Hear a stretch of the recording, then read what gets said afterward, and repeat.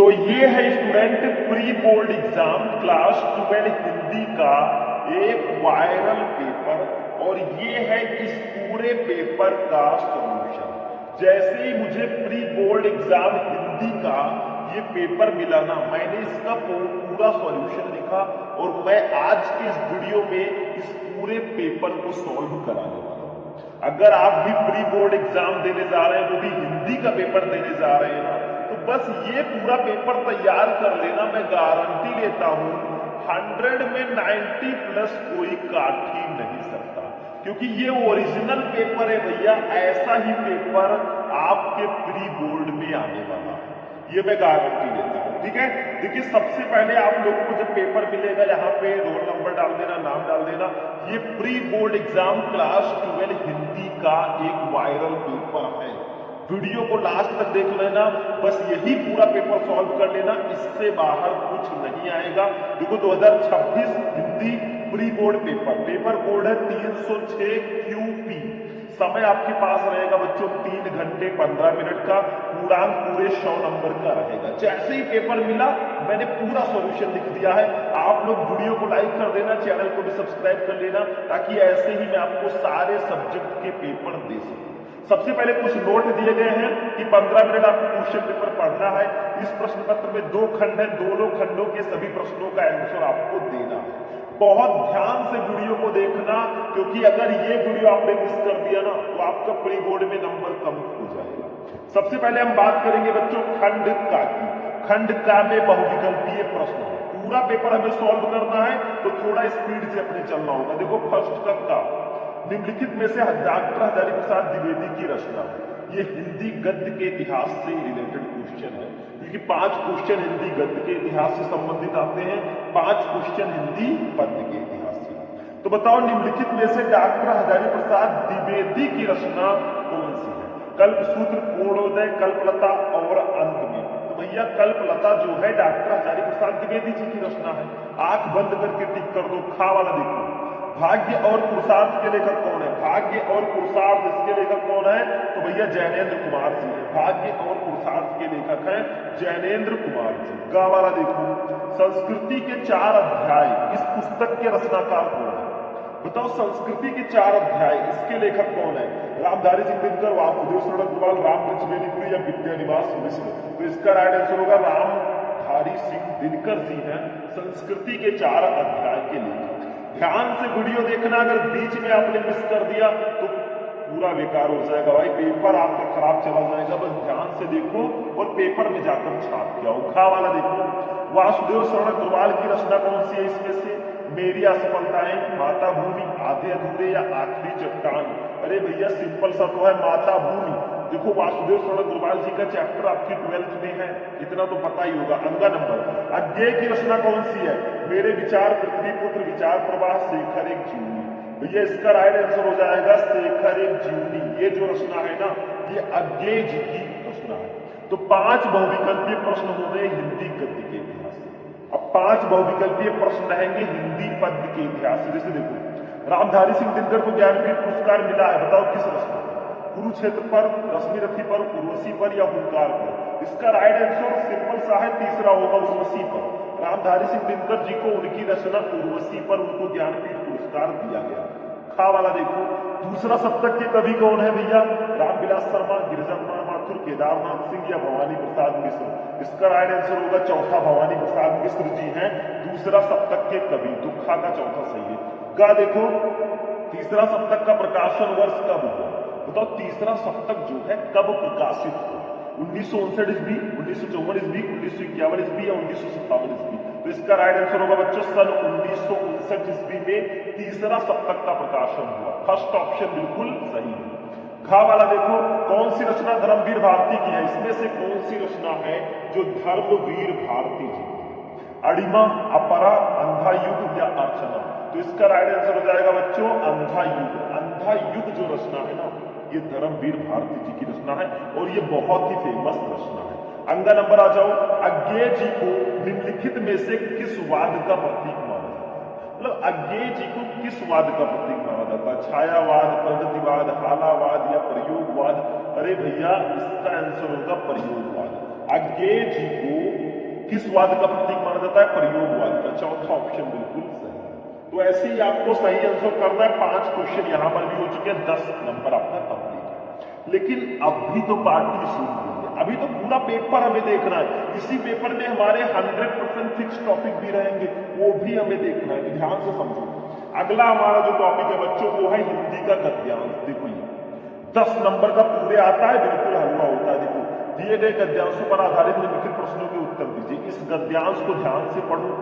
इसके नीचे 5 क्वेश्चन है, इसका आंसर लिखो, 10 नंबर ले जाओ। नहीं पता है तो अथवा लगाइए, दूसरा वाला भी आप कर सकते हो। तो मान लो हमें ये पता है ना, तो पहले इसको मैं बता देता हूं कैसे इसको पढ़कर इसका आंसर ढूंढना है, उसके बाद में कैसे लिखना है वो तो मैं आपको बताऊंगा। देखो इसको पढ़ो। रविंद्रनाथ ने इस भारतवर्ष को महामानव शब्द, विचित्र देश है वो, असुर आए, आर्य आए, शक आए, हूर आए, नाग आए, यक्ष आए, गंधर्व आए, न जाने कितनी मानव जातियां यहाँ आई और आज के भारतवर्ष को बनाने में अपना हाथ लगा है। जिसे हम हिंदू रीत नीत कहते हैं वो अनेक आर्य और आर्येतर उपाधानों का अद्भुत मिश्रण है। ठीक है, अब क्वेश्चन देखो क्या फर्स्ट है, उपयुक्त गद्यांश के पाठ को लेखक का नाम। अब ये जो गद्यांश है बच्चों ना, ये इतना भी ज्यादा इजी नहीं होने वाला है। आपको बताना ये किस पाठ से है। देखो ये अशोक के फूल से लिया गया है, जिसके लेखक हैं डॉक्टर हजारी प्रसाद द्विवेदी या आचार्य हजारी प्रसाद द्विवेदी।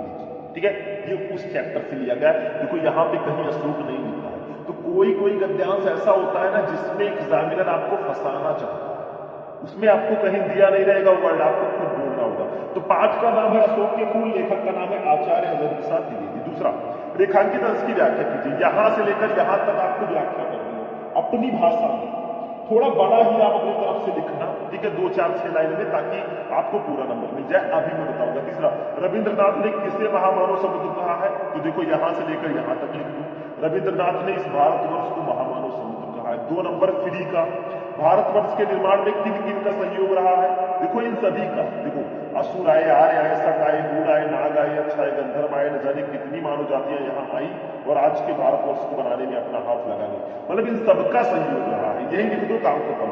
5वां, आर्य शक हूर कहाँ आए? तो ये सब समय समय पर भारतवर्ष में आए। तो इतना समझ में आ गया। इसको लिखना कैसे देखो, इसको सॉल्व करना तो प्रश्नोत्तर संख्या ऊपर डाल देना। हिंदी की कॉपी कैसे लिखे इस पर तो सॉल्व करना ना, ऐसे फर्स्ट वर्ड रविंद्रनाथ ने और लास्ट वर्ड जो है मिश्रण है, ऐसे नहीं। फर्स्ट क्वेश्चन है उपयुक्त गद्यांश के पाठ और लेखक का नाम।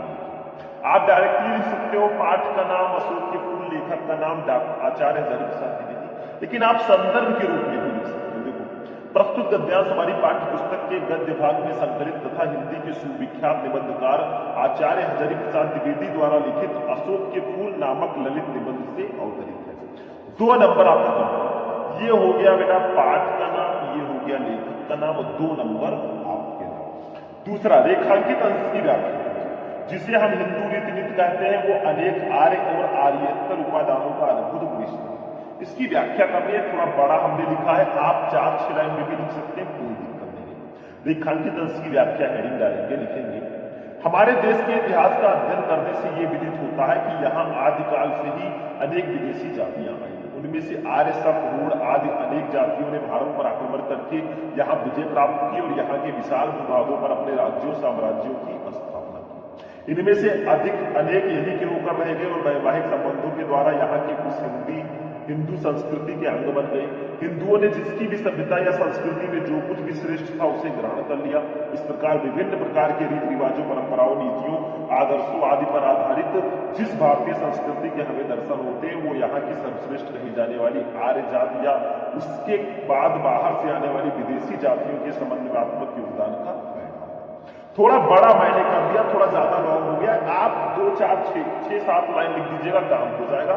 बहुत बड़ा लिखने का प्रयास मत कीजिएगा, मिलना आपको 2 ही नंबर है। ठीक है, तीसरा क्वेश्चन देखो बच्चों, यहाँ पे तीसरा, रविंद्रनाथ ने किसे महामानव समुद्र कहा है? तो देखो यहाँ पे लिखा है रविंद्रनाथ ने भारतवर्ष को महामानव समुद्र कहा है क्योंकि यहाँ की प्रगति एवं सांस्कृतिक विकास में अनेक महापुरुषों ने अपना योगदान किया है, इसीलिए इसको महामानव समुद्र कहा गया है क्योंकि सभी महापुरुषों ने इसमें योगदान दिया।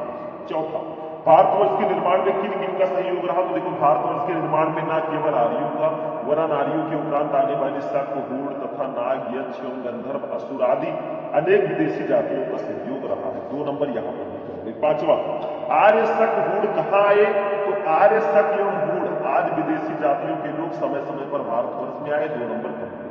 मतलब ऐसे करके आओगे तो 10 में 10 पूरे नंबर मिलेंगे। ये हमारी गारंटी है, ठीक है। चलो अब पढ़ते चलो, थोड़ा आगे चलते। इसके नीचे एक गद्यांश दिया गया है, शायद ये भी अशोक के फूल का ही है, लेकिन आपको 2 अलग अलग चैप्टर के 2 गद्यांश दिए जाएंगे, ये ध्यान रखना, ठीक है। मतलब एक ही चैप्टर के गद्यांश थोड़ी ना दिए जाएंगे, 2 चैप्टर के 2 अलग अलग गद्यांश रहेंगे, ठीक है। ध्यान से समझना, पेपर बहुत स्पेशल है, इसमें से बहुत सारे क्वेश्चन इस बार आपके बोर्ड एग्जाम में भी आने वाले हैं। अब देखो पद्यांश दिए गए, पद्यांशों पर आधारित लिखे प्रश्नों के उत्तर दीजिए 10। जैसे गद्यांश है वैसे पद्यांश भी होता है। आपको एक पद्यांश दे दिया गया, उसके नीचे 5 क्वेश्चन है, 5 का आंसर दो, 10 नंबर लीजिए, ठीक है। नहीं पता तो उसके नीचे एक और पद्यांश है, मतलब 2 रहेंगे, करना एक ही। जैसे यहां पे देखो, थोड़ा सा बता रहे हैं, ये पढ़ो, ये मैंने पहले भी आपको बता रखा है, बहुत ध्यान से समझना, तभी ये समझ में आपके आने वाला। देखो, घिर रहे थे घुंघराले बाल, अंश अवलंबित मुख के पास, नीलघन सावक से सुकुमार, सुधा भरने को विधु के पास, और उस मुख पर वो मुस्कान, रक्त किसले पर ले विश्राम, अरुण की एक किरण अम्लान, अधिक अलसाई। ये हमारे जयशंकर प्रसाद जी का श्रद्धा मनु चैप्टर है, ये उसी से लिया गया बच्चों, ठीक है। देखो ध्यान से, होता क्या है, यहाँ पे श्रद्धा जी के जो बाल हैं उसकी सुंदरता का वर्णन किया गया। देखो, घिर रहे थे घुंघराले घुंघराले बाल, उनके बाल, मतलब श्रद्धा जी के जो बाल हैं वो सुंदर और घुंघराले थे, घुंघराले बाल होते हैं, ठीक है। अंश का मतलब कंधों से अवलंबित, आश्रित होते हुए, मुख के पास, उनके मुख के पास ऐसे लटक रहे थे जैसे मानो नील घन सावक, मतलब नील का मतलब नीला, घन सावक का मतलब शिशु बादल से सुकुमार, सुकुमार, ठीक है, सुधा, सुधा भरने को विधु के पास, यानी कि चंद्रमा के पास। मतलब श्रद्धा जी के बाल जो है वो सुंदर घुंघराले थे, ठीक है। अंश अवलंबित मुख के पास, वे उनके चेहरे से होते हुए कंधों पर ऐसे झूल रहे थे जैसे मानो नील घन सावक से सुकुमार, सुधा भरने को विधु के पास, जैसे मानो अमृत पान हेतु नन्हे बादल सागर तल को स्पर्श करने की कोशिश कर रहे हैं, ठीक है। आगे देखो, और उस मुख पर वो मुस्कान, और उनके मुख पर जो मुस्कान थी, बिखरी हुई मुस्कान थी, उसको देखकर ऐसा आभास हो रहा था, रक्त किसले पर ले विश्राम। रक्त किसले का मतलब लाल कोपलों पर ले विश्राम, विश्राम ले रही हो, अरुण की, यानी कि सूर्य की एक किरण अम्लान, एक किरण अम्लान, ठीक है, यानी कि उज्जवल, अधिक अधिक अलसाई, अलसाई का मतलब आलस्य से पूर्ण को, अभिराम, अभिराम का मतलब सूर्य, ठीक है। तो और उस मुख पर वो मुस्कान, और उनके मुख पर जो मुस्कान थी ना, उसको देखकर ऐसा आभास हो रहा था, रक्त किसले पर ले विश्राम, अरुण की एक किरण अम्लान, अधिक अलसाई। ऐसा लग रहा था कि जैसे सूर्य की कोई अलसाई सी उज्जवल किरण लाल नवीन कोपलों पर विश्राम कर रही हो, ऐसा प्रतीत हो रहा था, ठीक है। अब इसके नीचे भी 5 क्वेश्चन है। फर्स्ट है, उद्धृत पद्यांश के शीर्षक और कवि का नाम लिखिए। बच्चों, शीर्षक का नाम है श्रद्धा मनु, कवि का नाम जयशंकर प्रसाद। दूसरा, रेखांकित अंश की व्याख्या कीजिए। आपको 2 लाइनों की व्याख्या करनी है जो ऊपर है, ठीक है। यहाँ किसकी सुंदरता का मनोरम वर्णन किया गया? तो यहाँ श्रद्धा की सुंदरता का मनोरम वर्णन किया गया। चौथा, अरुण की एक किरण अम्लान, अधिक अलसाई को अभिराम। इसमें कौन सा अलंकार है? तो इसमें उत्प्रेक्षा अलंकार है। अम्लान और अभिराम शब्दों के अर्थ बताइए। तो अम्लान का अर्थ होता है स्वच्छ या स्निग्ध, और अभिराम का अर्थ होता है मनमोहक, ठीक है। तो जब इसको हम सॉल्व करेंगे, प्रश्नोत्तर संख्या प्यार से डालेंगे, चौथा, और ऐसे लिखेंगे, घिर रहे थे डॉट डॉट डॉट डॉट करके अलसाई को अभिराम। फर्स्ट क्वेश्चन है, उद्धृत पद्यांश के शीर्षक और कवि का नाम लिखिए। तो फर्स्ट हम संदर्भ लिखेंगे। प्रस्तुत पद्यांश श्री जयशंकर प्रसाद के कामायनी महाकाव्य से, हमारी पाठ्य पुस्तक के पद्य भाग में संकलित श्रद्धा मनु शीर्षक कविता से 2 नंबर ऐसे मिल जाए, या आप डायरेक्टली देख सकते हो, शीर्षक का नाम श्रद्धा मनु और कवि का नाम जयशंकर, ठीक है। दूसरा, रेखांकित अंश की व्याख्या कीजिए। घिर रहे थे घुंघराले बाल, अंश अवलंबित मुख के पास। इसकी व्याख्या कर दो, तो हेडिंग डालेंगे रेखांकित अंश की व्याख्या। श्रद्धा के सौंदर्य का वर्णन करते हुए कवि कहता है कि उसके कंधे पर लटकी हुई घुंघराले बालों की लट उसके मुखड़े पर ऐसे झूल रही थी जैसे कोई नन्हा बादल का टुकड़ा अमृत पान हेतु सागर तल को छूने का प्रयास करता। बस 2 नंबर कंप्लीट। तीसरा, यहाँ किसकी सुंदरता का मनोरम वर्णन किया गया है? तो यहाँ श्रद्धा की सुंदरता का मनोरम वर्णन किया गया। चौथा, इस पंक्ति में मतलब अरुण की एक किरण अम्लान अधिक अलसाई हो विराम, इसमें कौन सा अलंकार है? तो इस पंक्ति में उत्प्रेक्षा अलंकार होगा। 2 नंबर यहाँ पर भी कंप्लीट। पांचवा, अम्लान और अभिराम शब्दों के अर्थ स्पष्ट कीजिए। तो अम्लान का अर्थ है स्वच्छ या स्निग्ध और अभिराम का अर्थ है मनोहर। बस 2 नंबर यहाँ पर। मतलब 10 में 10 मिलेंगे अगर ऐसे आप लिखते। चलो आगे बढ़ते हैं भैया। दूसरा वाला पद्यांश भी आप कर सकते हो, ठीक है, कोई दिक्कत नहीं है, इसको भी आप कर सकते हो। बाकी आगे बढ़ते हैं। अब साहित्यिक परिचय पे हम लोग चलते हैं बच्चों, जो कि 100% फिक्स टॉपिक है हिंदी का। देखो, निम्नलिखित में से किसी एक लेखक का साहित्यिक परिचय देते हुए उनकी प्रमुख रचनाओं का उल्लेख करो। 3 लेखक हैं, यही तीनों याद कर लो, आपका 5 नंबर कोई काट ही नहीं सकता। वासुदेव शरण अग्रवाल, डॉक्टर जयंत प्रसाद द्विवेदी और प्रोजी सुंदर रेड्डी। वैसे बेसिकली आज हम सबसे इंपॉर्टेंट जो हमारे हैं डॉक्टर हजारी प्रसाद द्विवेदी जी का पढ़ लेते हैं। देखो, जब भी आप किसी भी लेखक या कवि का साहित्यिक परिचय लिखो ना, पहले उनका छोटा सा जीवन परिचय लिखो। देखो, हिंदी के श्रेष्ठ निबंधकार आचार्य हजारी प्रसाद द्विवेदी का जन्म सन 1907 ईस्वी में बलिया जिले के दुबे का छपरा नामक ग्राम में हुआ। इनके पिता श्री अनमोल द्विवेदी ज्योतिष और संस्कृत के प्रकांड विद्वान थे। हजारी प्रसाद द्विवेदी का 19 मई 1979 ईस्वी को रुग्णता के कारण स्वर्गवास हुआ। बस इतना लिख दो जीवन परिचय में, या आप एक संक्षिप्त परिचय भी बॉक्स बनाकर लिख सकते हैं। साहित्यिक परिचय जो मेन हेडिंग है, मतलब इनका हिंदी साहित्य में कैसा परिचय है। देखो, हजारी प्रसाद द्विवेदी साहित्य के प्रख्यात निबंधकार, इतिहास लेखक, अन्वेषक, आलोचक, संपादक तथा उपन्यासकार के अतिरिक्त कुशल वक्ता और सफल अध्यापक भी थे। इतनी सारी क्वालिटीज थी, ठीक है। आगे देखो, वे मौलिक चिंतक, भारतीय संस्कृति और इतिहास के मर्मज्ञ, बंगला तथा संस्कृत के प्रकांड विद्वान थे। इनके साहित्य पर संस्कृत भाषा, आचार्य रामचंद्र शुक्ल और रविंद्रनाथ ठाकुर का स्पष्ट प्रभाव है। इन्होंने विश्व भारती और अभिनव भारतीय ग्रंथमाला का संपादन किया। इन्होंने नित्य प्रति के जीवन की गतिविधियों और अनुभूतियों की मार्मिकता के साथ चित्रण किया। ये हिंदी ललित निबंध लेखकों में अग्रगण्य है। द्विवेदी जी की साहित्य सेवा को डी.लिट, पद्म भूषण और मंगला प्रसाद पारितोषिक से सम्मानित किया गया। मतलब इनको जो पुरस्कार मिले हैं ना, वो भी इसी में आपको लिखना है। 3 नंबर साहित्यिक परिचय का आपको लिखना है। रचनाएं देख लो, इनकी प्रमुख रचनाएं निम्न, जैसे निबंध संग्रह में अशोक के फूल, कुटज, विचार प्रवाह, विचार और वितर्क, आलोक पर्व, कल्पोता, ये इनके निबंध वाली रचनाएं हैं, ठीक है। आगे देखो अगला, आलोचना में अगर देखा जाए बच्चों, तो आलोचना साहित्य में सूरदास, कालिदास की लालित्य योजना, कबीर, साहित्य सहचर, साहित्य का मर्म। इतिहास में हिंदी साहित्य की भूमिका, हिंदी साहित्य का आदिकाल, हिंदी साहित्य, ये इनकी इतिहास वाली रचना है। 2 नंबर इसका भी, मतलब 5 में 5 मिलेंगे अगर ऐसे आप, ठीक है। चलो, लेखकों का तो हो गया। निम्नलिखित में से किसी एक कवि का साहित्यिक परिचय देते हुए उनकी प्रमुख रचना का उल्लेख करो। 5 नंबर। 3 कवि हैं, मैथिली शरण गुप्त, जयशंकर प्रसाद, सुमित्रा नंदन पंत। आज हम जयशंकर प्रसाद जी का, वही सेम प्रोसेस, पहले जीवन परिचय लिखो। देखो, जयशंकर प्रसाद का जन्म काशी के एक प्रतिष्ठित वैश्य परिवार में सन 1889 ईस्वी में हुआ था। इनके पिता का नाम देवी प्रसाद था। प्रसाद जी की प्रारंभिक शिक्षा घर पर ही हुई। सन 1937 ईस्वी में अल्पावस्था में ही क्षय रोग से ग्रस्त होकर ये स्वर्ग सिधार। बस इतना लिख दो, बहुत, ठीक है। मेन हेडिंग रहेगा साहित्यिक परिचय। देखो, श्री जयशंकर प्रसाद छायावाद के प्रवर्तक, नाटककार, कथाकार और नायक तथा उपन्यासकार भी थे। विशुद्ध मानवतावादी दृष्टिकोण वाले प्रसाद जी ने अपने काव्य में आध्यात्मिक आनंदवाद की प्रतिष्ठा, मतलब इन्होंने क्या क्या किया, कैसी रचनाएं करते थे, किस प्रकार के थे, ये सब साहित्यिक परिचय में। प्रेम और सौंदर्य इनके काव्य के प्रमुख विषय रहे हैं, किंतु मानवीय संवेदना उनकी कविता का प्राण है। प्रसाद जी ने नाटक, उपन्यास, कहानी, निबंध आदि सभी साहित्यिक विधाओं पर अपनी लेखनी चलाई और अपने कृतित्व से इन्हें अलंकृत किया। बस भैया 3 नंबर यहाँ पे फिक्स है। इनको पुरस्कार नहीं मिले हैं तो मैंने नहीं लिखा। रचनाएं देख लो, बहुत अच्छी अच्छी रचनाएं उन्होंने की है। जयशंकर प्रसाद जी की रचनाएं निम्न, जैसे काव्य ग्रंथ में कामायनी, आंसू लहर झरना, कहानी में आकाशदीप, इंद्रजाल, प्रतिध्वनि आंधी, उपन्यास में कंकाल, तितली, इरावती, निबंध में काव्य और कला तथा अन्य निबंध। 2 नंबर इसका भी मिलेगा, यानी कि 5 में 5 पूरे नंबर मिलेंगे बच्चों अगर ऐसे करके, ठीक है।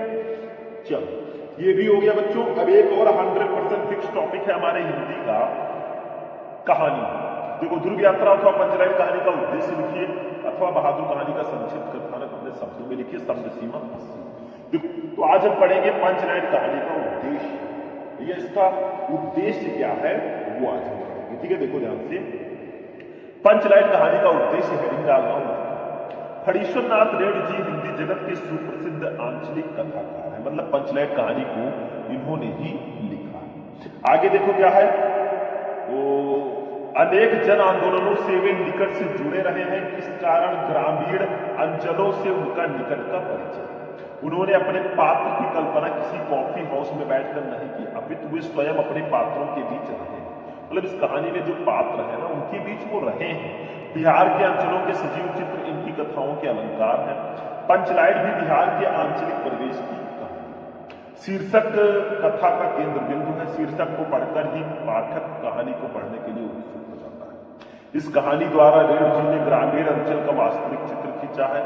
गोधन के द्वारा पेट्रोमैक्स जला देने पर उसकी सभी गलतियां माफ कर दी जाती हैं, उस पर लगे सारे प्रतिबंध हट जाते हैं तथा उसको मनोनुकूल आचरण की छूट भी मिल जाती है। इससे स्पष्ट होता है कि आवश्यकता बड़े से बड़े रूढ़िगत संस्कार और परंपरा को व्यर्थ साबित कर देती है।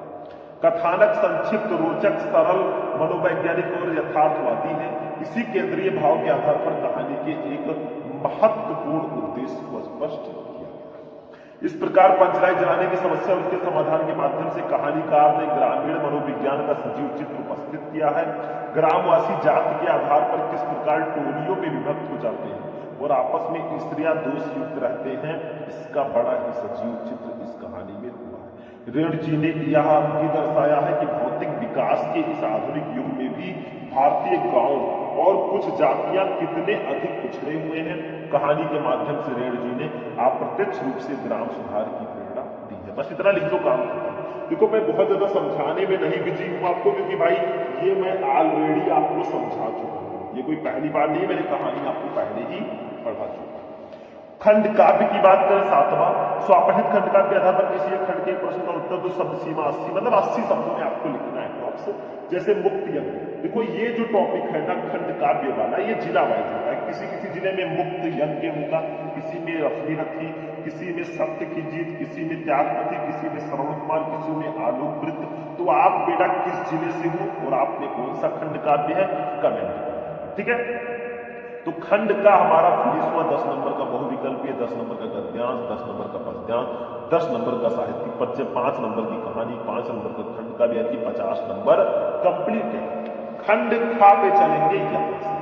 खंड खा में सबसे पहले हिंदी संस्कृत का गद्यांश रहेगा। जैसे दिए गए पद्यांशों में से, दिए गए गद्यांशों में से किसी एक का संदर्भ हिंदी में अनुवाद करो, 7 नंबर, मतलब आपको संस्कृत का गद्यांश दे दिया जाएगा। जैसे ये इसका संदर्भ लिखकर आपको हिंदी में अनुवाद करना है बेटा। पूरे के पूरे 7 नंबर की होंगे। मैंने बताया था 3-4 चैप्टर बहुत इंपॉर्टेंट है, जैसे जातक कथा, महामना मालवीय, पंचशील सिद्धांता और संस्कृत भाषा महत्व। इन्हीं चैप्टर को पढ़ लो, काम खत्म है। जैसे जातक कथा का है, ठीक है, ये पंचशील सिद्धांता का है, तो इन्हीं सब चैप्टर से आते हैं, पढ़ लेना काम हो जाएगा। जैसे ये जातक कथा का है, ये पंचशील सिद्धांत। ऐसे पद्यांश पे आ जाओ, ये तो 100% फिक्स है मेरे भाई, 100% फिक्स है। देखो दिए गए पद्यांशों या श्लोकों में से किसी एक का संदर्भ हिंदी में अनुवाद करो, 7 नंबर का। जैसे ये भाषा सुमुख्या मधुरा दिव्य कीर्वाण भारती तस्यामी मधुरा दसमादपि सुभाषितम, ये संस्कृत का पद्यांश है। एक चैप्टर है आपके संस्कृत में सुभाषित रत्नानी, उसी चैप्टर से सारे पद्यांश आते हैं। आप वो पूरा चैप्टर पढ़ लो, बाकी जो चैप्टर है उसमें एक एक श्लोक है, उसको पढ़ लो भाई, काम हो गया। ये दोनों जो है सुभाषित रत्नानी से ही मिले, ठीक है। तो आप पूरा चैप्टर पढ़ लेना, 100% फिक्स है कि सुभाषित रत्नानी से ही आएंगे। बाकी जो चैप्टर है उसमें एक एक श्लोक किसी में दिया है तो उसको पढ़ लेना, फिर तो आपका फिक्स है, ठीक है। मुहावरे और लोकोक्तियों पे आ जाओ। निम्नलिखित मुहावरों और लोकोक्तियों में से किसी एक का अर्थ लिखते हुए वाक्य प्रयोग करो। देखो एक बयान में 2 तलवार, एक बयान में 2 तलवार, ठीक है। नाच न जाने आने, मतलब काम ना आने पर भैया दूसरों को दोष देना। चोर की दाढ़ी में तिनका, उल्टा चोर कोतवाल को देते। चारों में से किसी एक को कर लो, काम खत्म है। चलो अगला देखते हैं बच्चों। एक ऐसा टॉपिक हमारे हिंदी में है ये ना, ये वाला 5 नंबर का आता है, जो कि बहुत आसान है। देखो निम्नलिखित गद्यांश को पढ़कर नीचे दिए गए प्रश्नों के उत्तर दीजिए 5। मतलब आपको ये, इसको बोलते हैं आपठित गद्यांश। एक ऐसा गद्यांश आपको दे दिया जाएगा जो आपके चैप्टर में नहीं है। देखो ये दिया गया है, इसके नीचे 3 क्वेश्चन है, इसके लिए 1 नंबर, इसके लिए 2, इसके लिए 2, 5 नंबर आपको मिलेंगे। ठीक है, मतलब इसी क्वेश्चन का आंसर इसमें ढूंढना है, काम खत्म। नहीं पता तो दूसरा दिया गया। तो चलो इसको हम पढ़ते हैं, हम क्वेश्चन का आंसर ढूंढते हैं। देखो, मुल्ला नसीरुद्दीन को अरब के सुल्तान हमेशा अपने साथ रखते थे, उनकी हाजिर जवाबी सुल्तान को बहुत भाती थी। वो सदा दूसरों को हंसाते थे। वे कहते थे, एक मुस्कुराहट से हम दूसरे व्यक्ति के मुख पर मुस्कुराहट ला सकते हैं, अनजान को भी अपना बना सकते हैं। हंसना मुस्कुराना मनुष्य का प्राकृतिक स्वभाव है। नन्हा शिशु बिना किसी कारण के मुस्कुराता है, उसकी हंसी निर्मल और स्वार्थहीन होती है। लेकिन जैसे जैसे शिशु बालपन और किशोरावस्था की ओर बढ़ता है, उसकी हंसी कम हो जाती है। युवावस्था आते आते चेहरे पर तनाव अपनी जगह बना लेता है, फिर मुस्कान ईद का चांद हो जाती है। एक शेर है, खुल के हंसना तो सबको आता है, लोग तरसते हैं एक बहाने को। लोगों को वह बहाना ही नहीं मिल पाता है जिसकी वजह से वे हंसे और मुस्कुराए। काम की अधिकता और समय सीमा वाले लक्ष्य तनाव को बढ़ावा देते हैं, लेकिन यदि मुस्कुराते रहे तो तनाव को पराजित कर सकते हैं। मुस्कुराने वाला व्यक्ति सकारात्मक सोच वाला होता है। क्वेश्चन नंबर 1 देखो, सुल्तान को क्या अच्छा?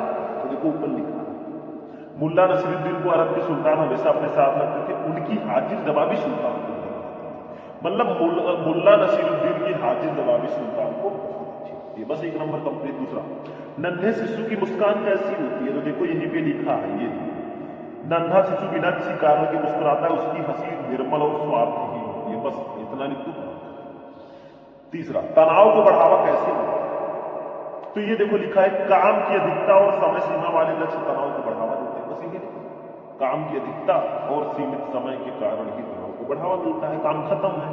नहीं पता तो ये दूसरा वाला कर लो बेटा, आपको ऑप्शंस मिलेंगे। हिंदी क्यों इजी मानी जाती है? हिंदी को क्यों लोग कहते हैं भाई तू कर सकता है, तू ला सकता है, क्योंकि इसमें ऑप्शंस बहुत ज्यादा है। नहीं पता ये कर लो। अब चलो हिंदी व्याकरण में शब्द युग्म पे देखेंगे। निम्नलिखित शब्द युग्मों का सही अर्थ चुनकर लिखिए। जैसे अंश अंश, इसका सही अर्थ क्या होगा? भाग कंधा, कंधा भाग, सूर्य चंद्रमा मांच पांच। अरे भैया सिंपल सा है, कंधा और भाग होगा। इस अंश का मतलब कंधा, इस अंश का मतलब भाग। ठीक है, यानी कि फर्स्ट का जो फर्स्ट वाले का बा वाला सवाल। ठीक है, ताराड़ी तारुड़ी, इसका कौन सा सही होगा बच्चों? तारना और स्त्री, नाव और स्त्री, सूर्य और नाव, सूरज और चंद्रमा। भैया सूर्य और नाव सही होगा। ताराड़ी का मतलब सूर्य, तारुड़ी का मतलब। ठीक है, ऐसे खावड़ा देखो, निम्नलिखित शब्दों में से किसी एक शब्द के 2 अर्थ लिखिए, 2 नंबर। जैसे इसको बोलते हैं अनेकार्थी शब्द, जैसे अली, अली को हम लोग बोलते हैं भौरा, सखी, बिच्छू। नाग, नाग को हम बोलते हैं हाथी, सर्प। अंक, अंक को बोलते हैं संख्या, नाटक का एक भाग, ये सब। ठीक है, गा देखो अनेक शब्दों के लिए एक शब्द है। देखो निम्नलिखित वाक्यांशों के लिए एक शब्द का चयन करके लिखिए भैया। जैसे घृणा के योग्य उसको क्या बोलेंगे? घृणित, घृणास्पद, घृणी या संघृणी। अरे भैया घृणित बोलेंगे, जो घृणा के योग्य होगा वो घृणित होगा। दूसरा, जो जीता न जा सके उसको क्या बोलेंगे? अजय, अमर, अजर, अक्षय। तो इसका राइट आंसर हो जाएगा बच्चों, जो जीता ना जा सके वो अजय। आ वाला ऑप्शन बिल्कुल सही है। मतलब ये सब बहुत इजी है। ठीक है, बहुत ज्यादा इजी है मेरे हिसाब से। दोनों का आ सही है। घा, वाक्य संशोधन, निम्नलिखित में से किन्हीं 2 वाक्यों को शुद्ध करके लिखिए बेटा। 2 नंबर का ये आता है, और ये तो बिल्कुल हलवा है। देखो फर्स्ट वाला 2 सही करके लिखना है। मैं 4 बताऊंगा। मैंने रो दिया, नहीं बेटा, मैं रो पड़ा। दूसरा, परमात्मा के अनेकों नाम है। भैया जहां अनेकों आ जाए वहां अनेक कर दो, परमात्मा के अनेक नाम है। तीसरा, मैं भोजन लाया हूं, नहीं मैंने भोजन लाया। ठीक है, या मैं भोजन लाया हूं, ये तो सही है शायद। ठीक है, चलो अगला, 100 रुपया प्राप्त हो, नहीं 100 रुपये प्राप्त हो। बस ऐसे कर तो भाई 2 नंबर फिक्स है, हलवा। अब देखो आते हैं रस, छंद, अलंकार पे बेटा। 3 रस अथवा 7 रस का स्थायी भाव के साथ उदाहरण अथवा परिभाषा लिखिए, 2 नंबर। अनुप्रास अथवा उत्प्रेक्षा अलंकार का लक्षण उदाहरण सहित परिभाषा लिखिए, 2 नंबर। चौपाई अथवा दोहा छंद का मात्रा सहित लक्षण तथा उदाहरण लिखिए, 2 नंबर। ये चलो पत्र लेखन पे चलो 13 नंबर। किसी स्कूल के प्रबंधक को लिपिक के पद पर अपनी नियुक्ति हेतु एक आवेदन पत्र लिखो, 6 नंबर। अथवा लगा है, अपना कुटीर उद्योग प्रारंभ करने हेतु किसी बैंक के प्रबंधक को ऋण प्रदान करने हेतु एक पत्र लिखो। दोनों में से कोई एक पत्र लिख दो भैया, 6 नंबर कोई काट ही नहीं सकता। ये निबंध भैया 9 नंबर पूरे। देखो निम्नलिखित विषयों में से किसी एक पर अपनी भाषा शैली में निबंध लिखो। जैसे साहित्य समाज का दर्पण है, लोकतंत्र और समाचार पत्र, भ्रष्टाचार, महान अभिशाप, मेरा प्रिय कवि कंप्यूटर। ठीक है, 5 में से किसी एक टॉपिक पर निबंध पूरे 9 नंबर। निबंध लिखते समय आपको हेडिंग बहुत अच्छे से डालना है बेटा, हेडिंग सबसे अगर हेडिंग डाल के आपने अच्छे से लिख दिया आपको पूरे 9 के 9 नंबर मिलेंगे। कैसे निबंध